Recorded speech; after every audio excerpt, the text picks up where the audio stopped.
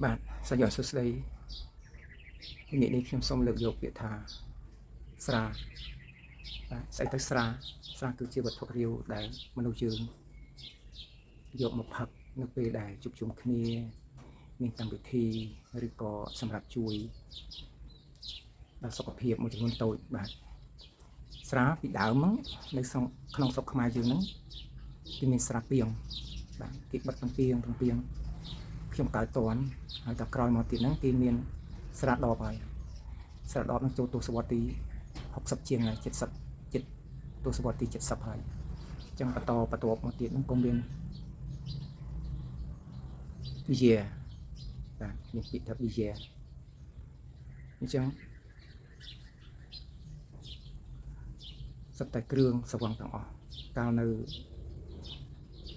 ចាស់គាត់ច្រើននិយាយថានៅទសវត្សទី60ជាងមុន70ហ្នឹងគាត់ហៅថាឡាប់យេបាទឡាប់យេនេះគឺស្រាបៀរនេះឯង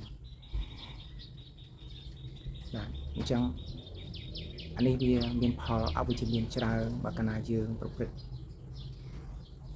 យើងនិយាយថាបញ្ហាចម្បងគឺស្រាអញ្ចឹងឬគល់របស់វាអាចនៅពេលដែលយើងផឹកស្រានេះផឹកដើម្បីសុបាយដើម្បីក្តីស្រឡាញ់ជួបជុំមិត្តភក្តិដើម្បីធ្វើឲ្យបាត់ឈឺខ្លួនសម្រាប់កម្មករដែលធ្វើការធ្ងន់មានចំណុចមួយចំនួនទៀតដែលជាឫសគល់នៃបញ្ហាដែលផឹកស្រាដូចជាជិះចាប់ក្នុងគ្រួសារមានបញ្ហាជាមួយគ្រួសារជាមួយសមាជិកគ្រួសារភាពក្រីក្រអវិជ្ជាក៏ជាឫសគល់នៃបញ្ហានៃការផឹកស្រាដែរអញ្ចឹងចុះនៅពេលដែលយើងផឹកយូរទៅវានាំឲ្យផលប៉ះពាល់អ្វីខ្លះបាទកាលណាស្រាចូលក្នុងខ្លួនទៅវាអាចមានអំពើហិង្សាទៅលើកូនចៅទៅលើភរិយាទៅលើឪពុកម្ដាយនៅបុព្វបុរសយើងបានទៅសេកំណាប់ក្រុមងុយគាត់ថានៅពេលដែលផឹកស្រាយូរទៅនឹងលក់កូនលក់ចៅបាទតាមពិតគឺត្រូវមែនអញ្ចឹងអស់តែពីលក់ដីស្រែអស់លក់អំពកកលឹងជុំវិញផ្ទះសម្រាប់ធ្វើជាថ្នាលអាសាព្រោះហើយហ្នឹងគឺលក់កូនចៅទៀតលក់ហ្នឹងមិនលក់ដាច់ទេមកស្គាល់ថាឲ្យទៅធ្វើជាអ្នកបម្រើគេទៅខ្ញុំកណ្ដោគេទៅជាគូលីគេកម្មកររបស់គេមានបុកផ្ទះជូបផ្ទះមានទៅលើកអីវ៉ាន់ឲ្យគេជាដើមនឹងប៉ះពាល់មានអ្វីទៀតកាលណាតែផឹកស្រាចឹងទៅវានាំឲ្យមានភាពក្រីក្រអត់មានបានធ្វើពលកម្មអីច្រើនទេរវល់តែពីផឹកស្រាអត់បានដកមីអត់បានតោះតែផឹកស្រាឲ្យបានធ្វើការកើតពោះដុសមីបាទអានឹងពាក្យច្រើនទៅយូរទៅដុសមីហើយនឹងមួយចំណែកទៀតហ្នឹងគាត់ថា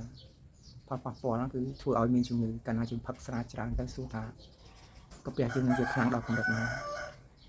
ថ្លើមប្រមាថយើងនឹងខ្លាំងដល់កម្រិតណាថាអាចទប់ជាប់ឬទេបើមិនអាចទប់ជាប់ទេថ្ងៃណាមួយយើងនឹងជួបបញ្ហា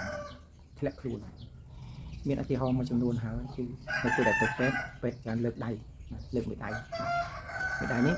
មិនមែនមានន័យថាលេខ1 number 1ទេបានន័យថាថ្លើមយើងនឹងវារួញអស់ហើយវាក្រឹងអស់ហើយ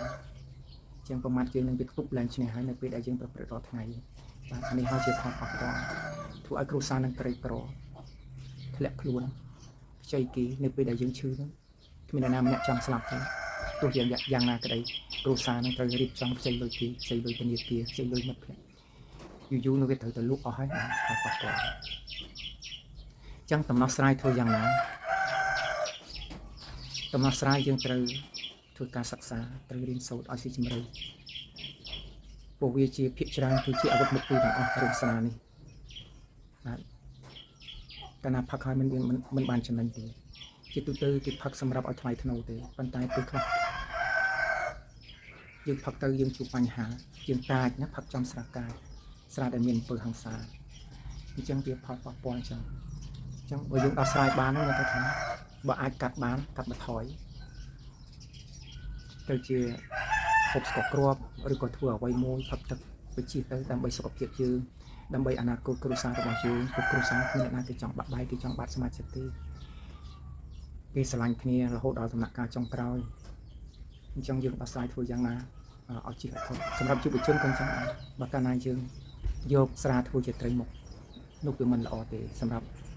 ខ្លួនយើងសម្រាប់សហគមន៍សម្រាប់ប្រទេសជាតិរបស់យើងអញ្ចឹងបើអាចធ្វើបានយើងត្រូវកាត់បន្ថយទាំងអស់គ្នាចាប់ពីពេលនេះតទៅបាទសូមអរគុណសូមជម្រាបលា